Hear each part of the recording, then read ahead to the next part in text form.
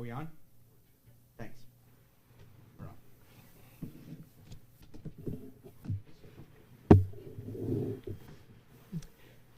Good evening, everyone. I'd like to call this meeting of the Town Council to order for Wednesday, May 18th, 2022 at 7 p.m. And we will begin, as always, with the Pledge of Allegiance. I pledge allegiance to the flag of the United States of America and to the republic for which it stands, one nation, under God, indivisible, with liberty and justice for all.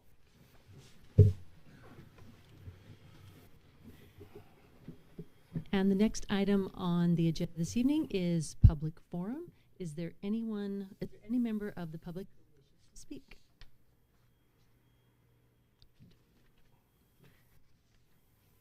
Seeing none, I will close public forum at 7:01. Madam Vice Chair. Yes. Sorry to interrupt. No Just problem. for the record, Chair Weinstein could not attend this evening, and Council Brabeck emailed to inform us that she would not be able to attend due to illness either. Oh, thank you very much. Yep. Okay. Item 3 is the acceptance of the minutes. We have 3 sets of minutes this evening to approve. And so the first set is the Town Council School Board joint meeting of April 13th, 2022. And I would accept a motion to approve those minutes. I'll make a motion to approve those minutes. Awesome. And do we have a second? I will second. Thank you. And any questions or comments? Any discussion? Former teacher, I'm used to giving wait time. Okay. And if you could call the roll, please. Council Lamontina? Yes. Council White? Aye. Council Blackstone? Aye. Council Ward? Aye. Council Conley? Aye. Motion passes 5-0. And the second set of meeting minutes is the non-public meeting minutes for April 13th, 2022. And I would accept a motion to approve those minutes. Motion to approve the minutes of the non-public meeting on 4/13. Thank you. Do I have a second? I will second. Excellent. Any discussion? Okay. And if you could call the roll, please. Council Lamontina? Aye. Council White? Aye. Council Blackstone? Aye. Council Ward? Aye. Council Conley? Aye. Motion passes 5-0. Excellent. And our last set of meeting minutes is the set of May 4th, 2022 meeting minutes for the Town Council. And I would accept a motion to approve those minutes. I'll make a motion to approve those minutes. Excellent. And do I have a second? Second. Okay. Oh, it's a race. Discussion or changes? I have one change to make. Lines 105, 106, Ellen Snyder. It should read Ellen Reed, R-E-A-D.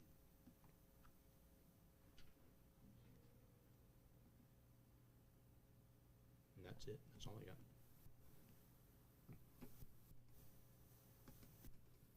Okay. Manager Fournier, if there's a change to the minutes, do we accept them as with the amended change? Yeah. Awesome. Any other changes or discussion? Okay, then do I need to have a new motion or just? Nope, you can just leave Okay. the descriptors. There's nothing substantive. Thank you very much. And so if you could call the roll, please. Council Lamontina? Aye. Council White? Aye. Council Blackstone? Aye. Council Ward? Aye. Council Conley? Aye. Motion passes 5-0. Awesome. Thanks so much. And the next item on the agenda is the report of the town managers. Thank you, Madam Vice Chair. In my unwritten report, I have 2 items in my notes. First, I'd say that the Memorial Day Parade has been canceled for this year due to they were trying to get participants for marching and a number of things. They just weren't able to do it, so they didn't have enough participants. But they intend to have it again next year. We received a call late last week.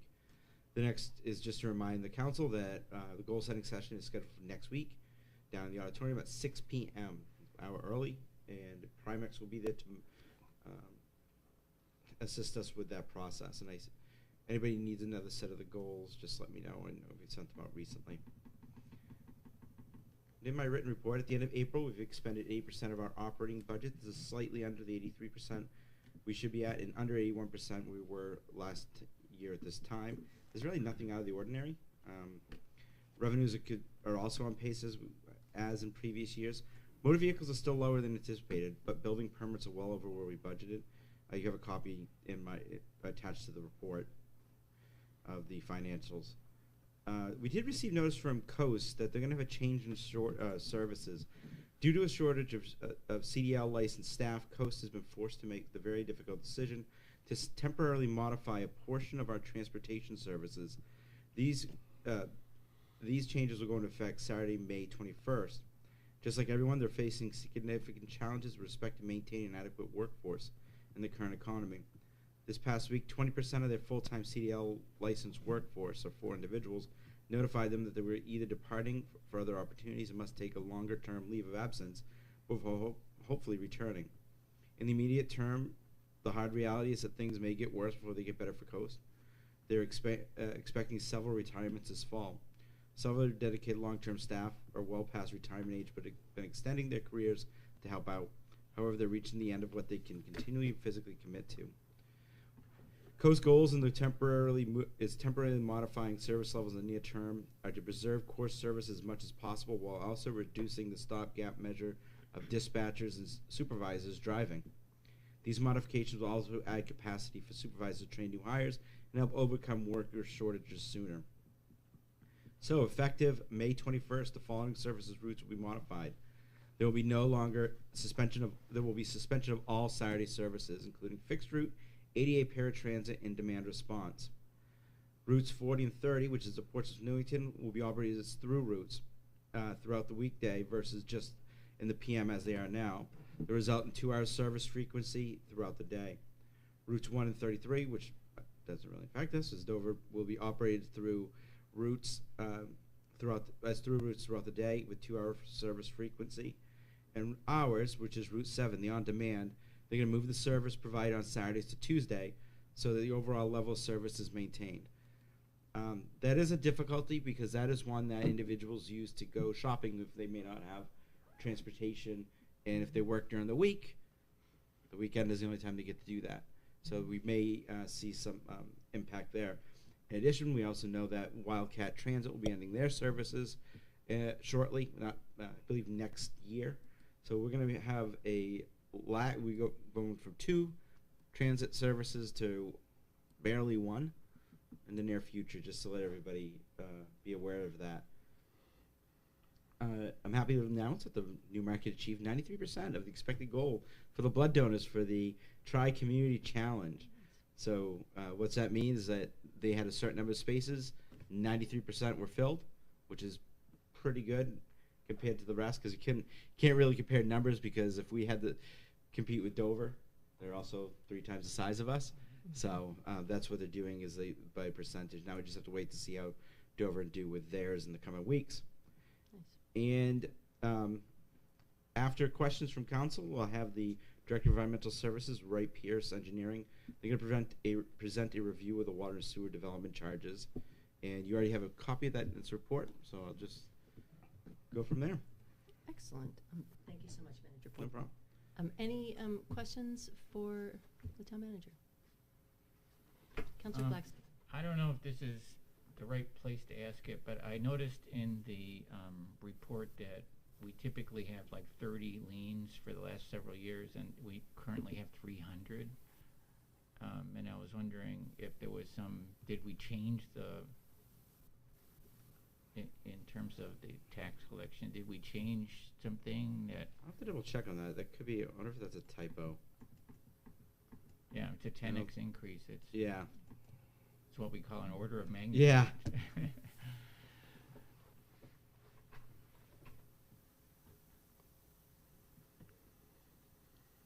Okay. Any other questions? If not, then I will turn it over to Sean Grieg for the presentation on the water and sewer system development charge. Thanks for having us tonight. I worked with Michael Curry from Wright Pierce on putting this together. I'm going to have Mike present the short little presentation. and then we'll open it up for questions. Thank you, Sean, and thank you for the opportunity to come in today and talk about the work that Sean and I and Steve have been working on from a water and sewer system development charge standpoint. So just a brief outline of this presentation. We tried to keep it as short as we could. There's some detail in these slides that I'm going to skip over, and if the discussion leads us back to those slides, we can approach it that standpoint, but I'm going to try to keep it as a general overview, and then if there's follow-up questions at the end, we can go from there. So we're going to start with a little bit of an introduction and a background on the system development charge and the impact fees, what the town used to do, the previous reports the town has done, how we got here. Then I'm going to continue on with discussion of how a system development charge is actually calculated. And then we'll continue through and talk about how this specific system development charge was calculated for Newmarket on both the water and the wastewater side. And we'll follow it up with a summary of recommendations. So how did we get here? Newmarket completed a report through a planning consultant back in the year 2000. This is through BCM Planning. It was called the Methodologies for Impact Fee Assessment. So this is where the original impact fees were developed for both the wastewater system and the water system. This table on the right is a little snip of what the town currently uses to actually assess your impact fees for new connections. Now the important thing to note here is the term impact fee. So impact fee is defined through the state RSA 674, and it's tied to local land use. So what that means from the state's perspective is that that fee is really only supposed to be used for development of new water or wastewater infrastructure. It really ties the hands of the town when that needs to be used for something else. So upgrading existing facilities, anything like that, it's really not supposed to be used for that. The other portion of an impact fee is that it has a horizon in which that has to be expended. So there's limitations when you collect an impact fee in terms of how it can actually be used. In 2011, Newmarket completed an update to that impact fee report. There's a few things that came out of this report. The major one is that the consultant actually concluded that the town would be better served if instead of collecting an impact fee, they revised it and restructured it to what's called a system development charge. And what that recommendation was made was because instead of tying it to the local land use regulations, it was going to tie it back to the utility regulations through the state. This excerpt on the bottom from the 2011 report does a really good job of summarizing it. Essentially says that changing it from an impact fee to a system development charge allows the town to center solely on the recover of the existing system equity. So that's really what we call a buy-in approach. Somebody that's connecting to the system, they're paying for the infrastructure that all the users have already paid for as part of their user rates, as part of previous bonds. The SDC allowance could also be used for anticipated costs in the future. There's no time period with which that needs to be used, so that goes away. And also, funds could be used directly to pay for general capital needs. It doesn't necessarily have to be for a development for that specific impact fee use. And just to give a summary, again, this is the last part of the introduction here. This is how the town currently calculates an impact fee and a connection charge for a new water and sewer use. So off to the left here is the water side, and off to the right is the sewer side. So the town currently has it phased in two parts. The first part is an impact fee. The second part is what we call a hookup fee. So if you see below, this is on the water side, and the previous 2000 report determined that $4 per gallon per day was the appropriate amount. Times 183 gallons per day. This is assuming a single family residence, plus $1,000 for a hookup fee, and it's the same for the sewer, it's just a different unit charge. So the total in terms of how the town would do it, this is again an example for a single residential house, was approximately $3,900. Are there any questions with how the town currently does it, what the impact fees mean, how they're structured, anything like that? And this is for new development or if somebody wants to hook into the system for the first time? That's correct. Okay. Yep, whether it's an apartment building, if there's an apartment building, it's a number of units multiplied by a certain use per unit. That's all filtered out. And the thing that's common between all of those calculations is this number right here, this buy-in charge per unit, at $4, and that's $6.70. Okay. Yeah, just Yep.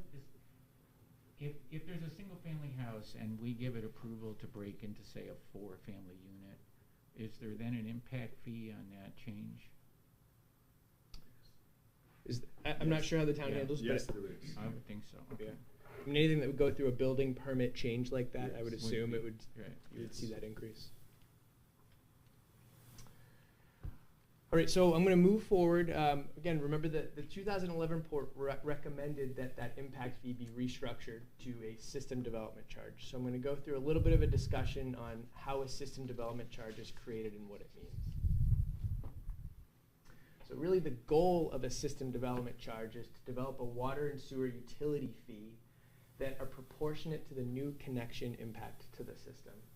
It takes the place of a separate impact and a hookup fee, and what it actually does is, again, it's really a buy-in approach for anybody that's tying into the system. They're going to pay for existing equity that previous users have already paid for.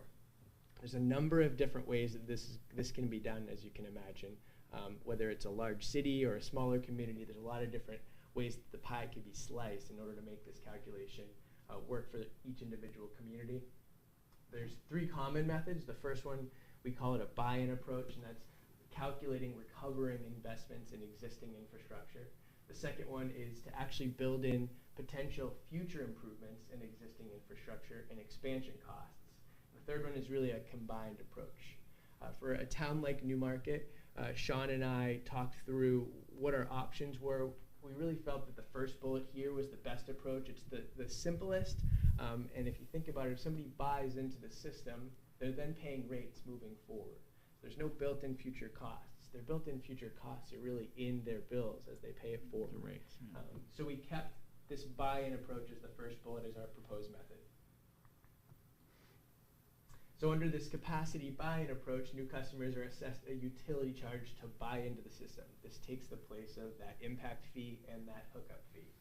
The buy-in rate reflects prior investment from existing customers per unit of total water, dollars per gallon per day.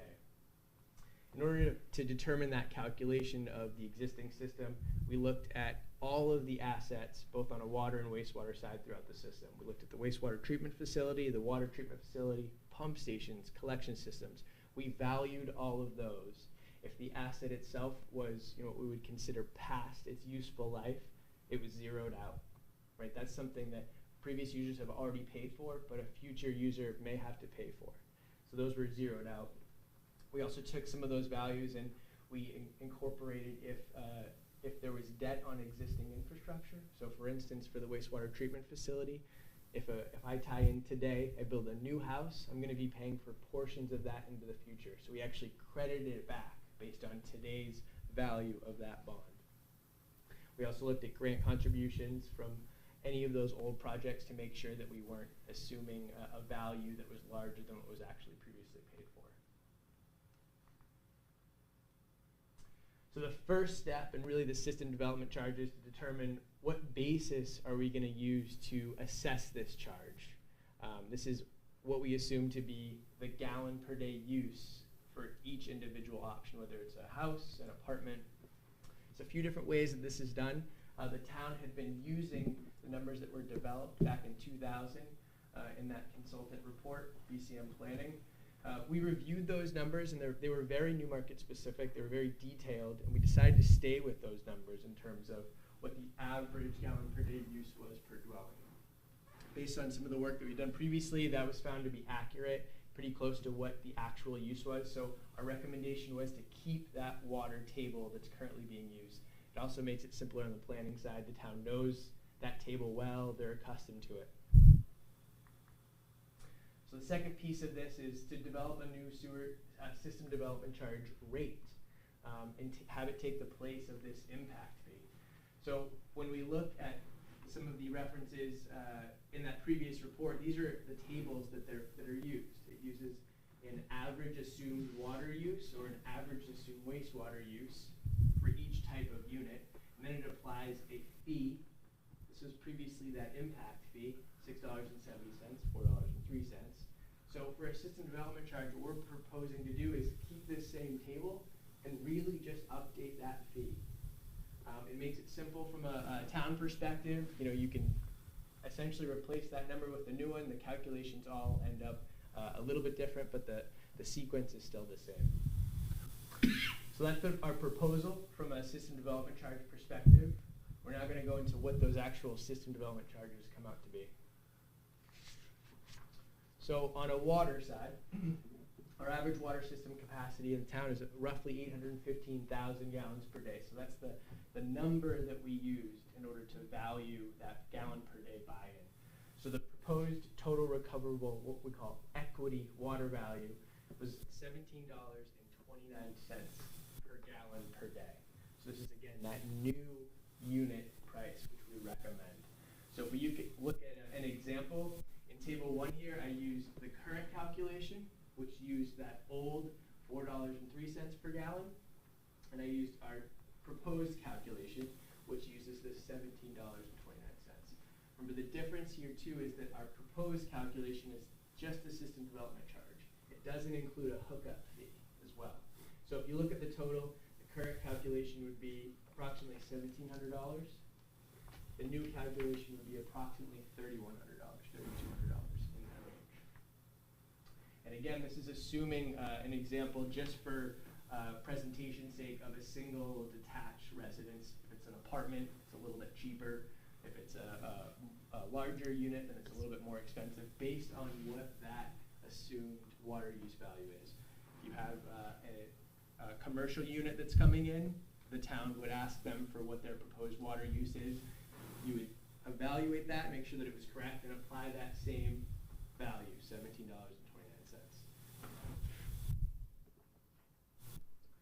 On a wastewater side, similar calculation. The proposed total recoverable equity value for that was approximately $19.26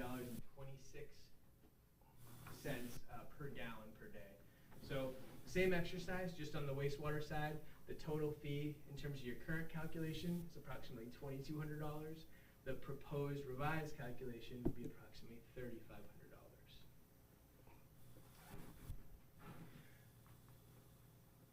Are there any questions on those two summaries, both on the water and the wastewater side, or we're still in this section? Is it pretty clear? Yeah, I think it's very clear. All right, fantastic. Great, so a summary of our recommendations. The first one is really sort of housekeeping. It goes back to that 2011 report. The recommendation is to update the town ordinance to replace tap and impact fees with a single system development charge fee. References a different state regulation. It has different strings attached to it. It makes it much more usable from the town's utility perspective. That's the first recommendation. Second one is to implement these total recoverable system development charge rates that we just identified based on daily water sewer use requirements. Again, our water fee was $17.29 and our wastewater was $19.26. And the third recommendation is to continue using that same table from the 2000 report for assumed water use. Because again, these rates need to be applied to an assumed water use for individual types of units. So the recommendation is to keep using that table. We believe that it still reflects pretty accurately what's going on in the town of Newmarket. So I did an overall summary fee calculation. So this is combined water and wastewater. If we were looking at a new single-family residence that we're going to connect, the total fee for the current calculation, $3,900. Again, that's for everything. They were going to connect a 4-inch sewer line and a 5/8-inch water line. That's what that fee would be. The proposed fee calculation will be updated to $6,600.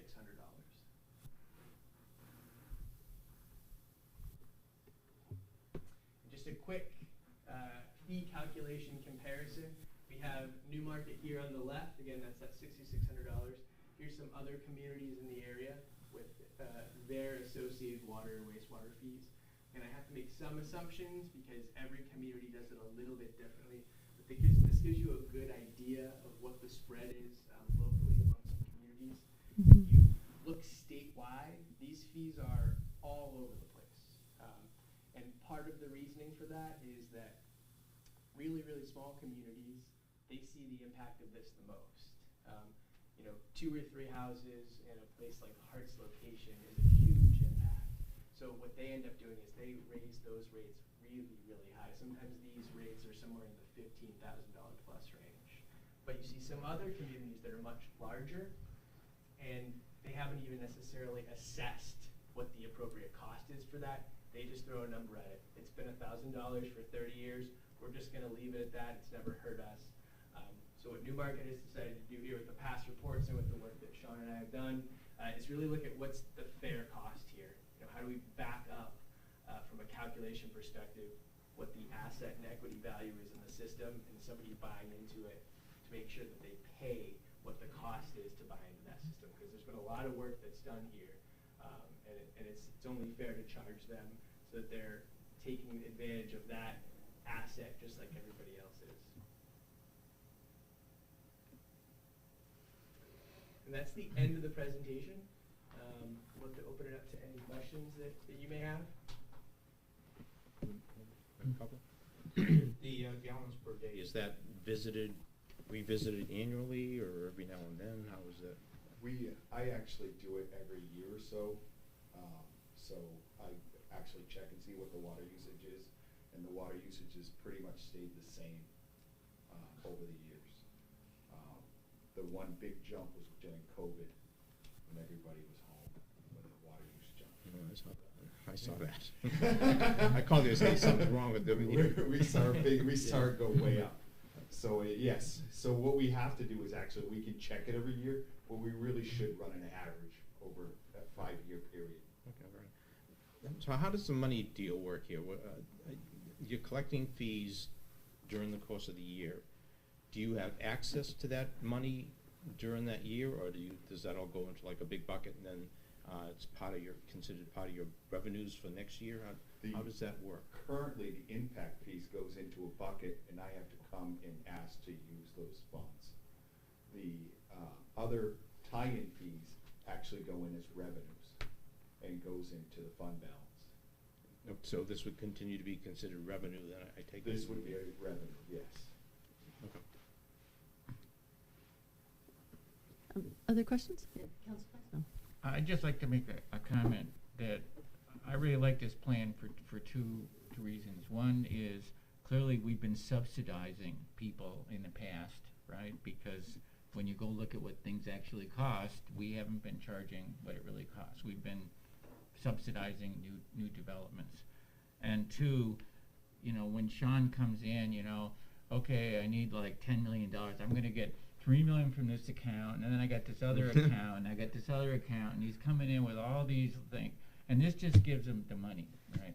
And the money isn't, I can only use it for this thing or that thing, So it gives him a lot of flexibility, and I think it's totally fair that we go out and see what it actually costs us to do stuff, and that we charge him what it costs us, and we're not trying to make a profit on it.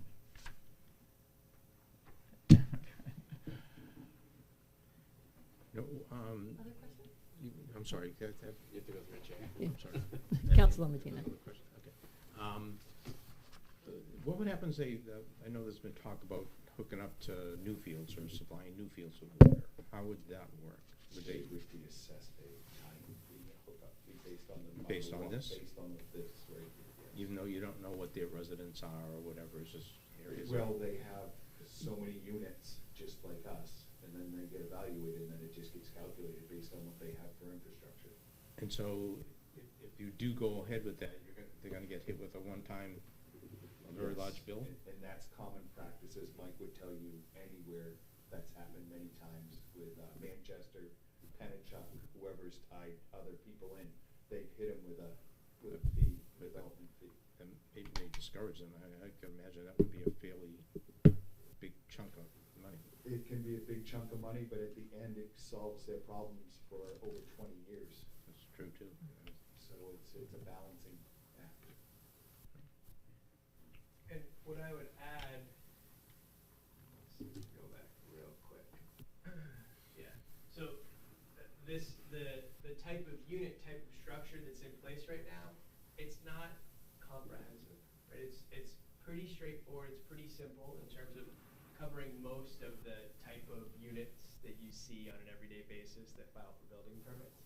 Oftentimes communities, if there's, say Budweiser wants to come into the town of Newmarket, that would be potentially negotiated, because if you think about it, there may be a tiered level that could happen. So oftentimes commercial, while you have a place to start now to say this is the impact fee rate that we use, if they are going to ask for 50,000 gallons per day, the town may consider in negotiating, well, this is a higher rate overall. They are subsidizing based on what they're going to pay, so maybe we could lower that impact fee, or maybe we could change it around and how it was going to be assessed. That's pretty common with respect to larger, either a community interconnection or a larger commercial facility tapping in. Okay. Any other questions? Okay, hearing none. Thank you so much, John. Yeah, thank you. Procedurally, now you go to the planning board, Correct. at which time if they agree to amend, the council would see an ordinance, and we would go from there. Okay. So don't expect, I just wanted, don't expect one on your desk in 2 Couple weeks. days. Thank you, Town Manager. That's actually really helpful. Yeah. Okay. We're cruising, you guys.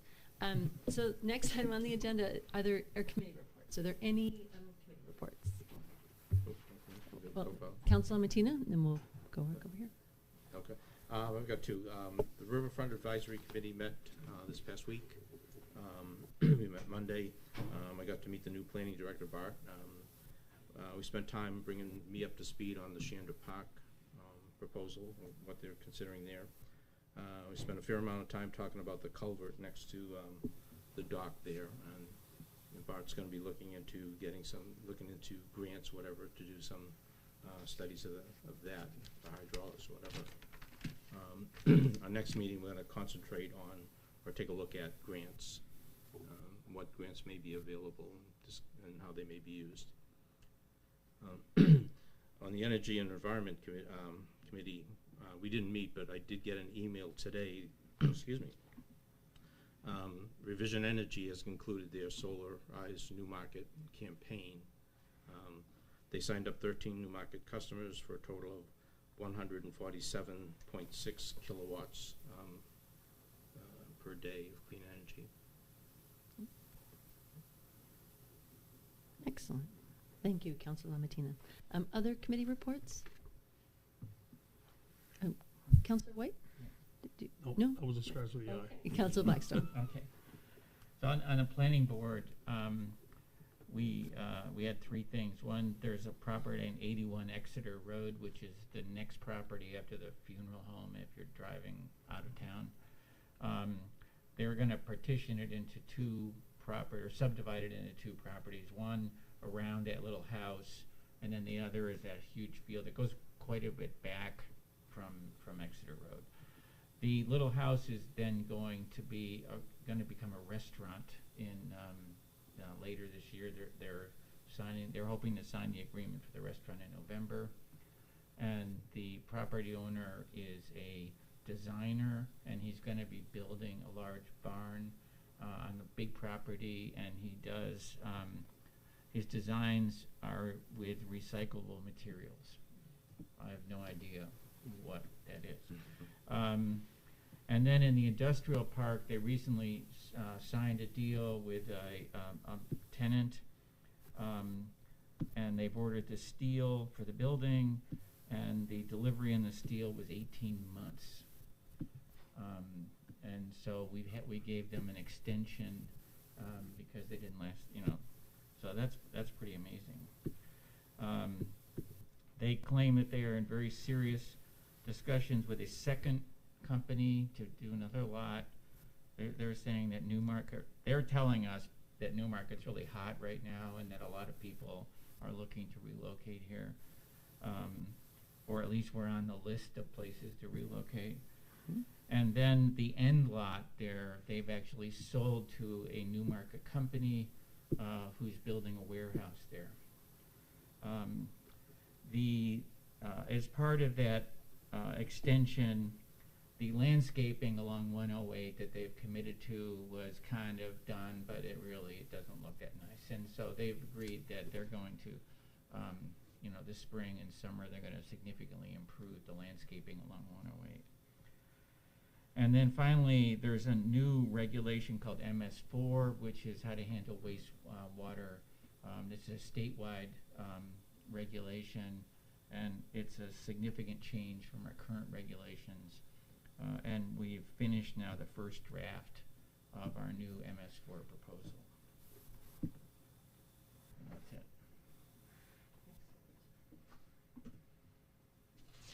Any other committee reports?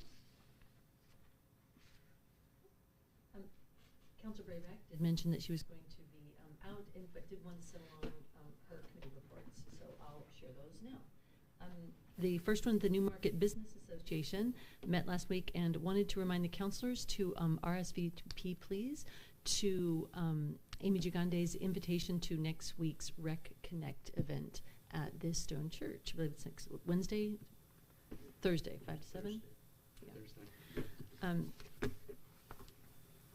The Arts and Tourism did not have a quorum, so they did not meet, but Councilor Braybeck mentions that the 2 new members who came are very enthusiastic, and she wanted to remind folks that there is still an open spot on the committee, and they would love to have someone who shares their enthusiasm apply to be a member of the Arts and Tourism Committee. Okay. If there are no other committee reports, we'll move on to the next item, new business and correspondence. There are no resolutions in the first reading. A resolution to refinance debt needs to wait a meeting due to the timing of a posting. Town Manager, could you say a little bit more about that? Sure. Thank you. There's a clerical procedure that the Director of Finance Administration determined he wasn't able to go to the first reading. It was, I believe, a day off. So we have to wait till the next meeting to hold the vote on the one we had a first reading on the last one.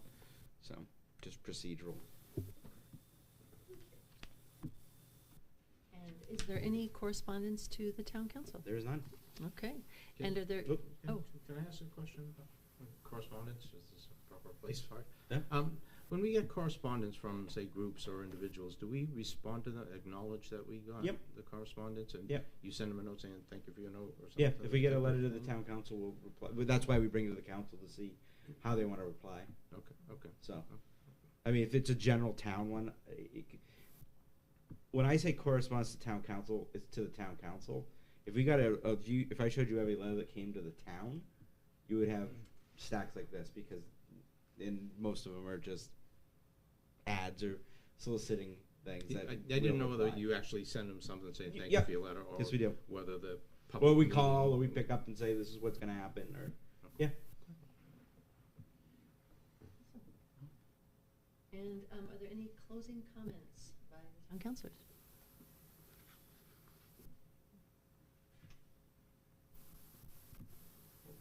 Okay.